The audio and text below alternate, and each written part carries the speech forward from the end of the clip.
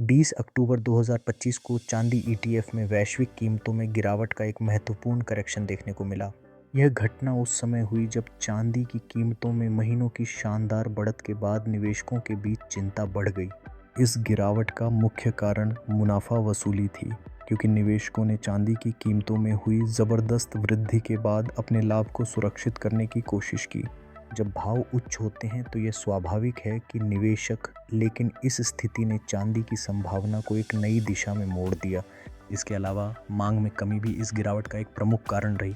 जैसे जैसे बाजार में चांदी की मांग कम हुई, कीमतों ने नीचे की ओर रुख किया।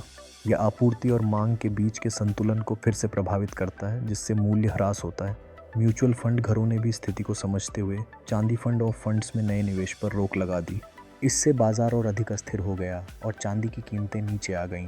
इसी बीच प्रीमियम का सामान्य होना भी इस करेक्शन का एक महत्वपूर्ण पहलू है। कुछ समय से चांदी ईटीएफ अपनी आंतरिक शुद्ध संपत्ति मूल्य INAV से उच्च प्रीमियम पर कारोबार कर रहे थे। हाल की गिरावट ने इन ईटीएफ को अपनी वास्तविक कीमत के करीब लाने में मदद की है। ये सभी घटनाक्रम दिखाते हैं कि बाजार संतुलन के लिए तरस रहा है और निवेशकों के लिए सहायक बन रहे हैं। निवेशकों के लिए इससे कई अवसर भी खुलते हैं। ये एक खरीदारी के सही अवसर का संकेत हो सकता है।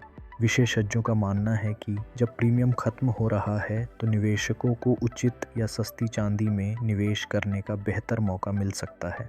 इसके अलावा निवेशकों को सलाह दी जाती है कि वे सिस्टमैटिक इन्वेस्टमेंट प्लान SIP के माध्यम से या किस्तों में निवेश करें, जिससे वे बाजार की अस्थिरता का सामना कर सकें एवं औसत लागत को नियंत्रित कर सकें। लंबी अवधि के दृष्टिकोण से भी यह निर्णय महत्वपूर्ण हो सकता है। जो निवेशक चांदी में दीर्घकालिक निवेश की सोच रहे हैं, उनके लिए इस समय निवेश करना एक बेहतर विकल्प हो सकता है, क्योंकि चांदी के फंडामेंटल्स अब भी मजबूत हैं। यह स्थिति न केवल निवेशकों को लाभ वृद्धि के नए अवसर देती है, बल्कि उन्हें भी बाजार के उतार चढ़ाव का सामना करने में सहायता करती है।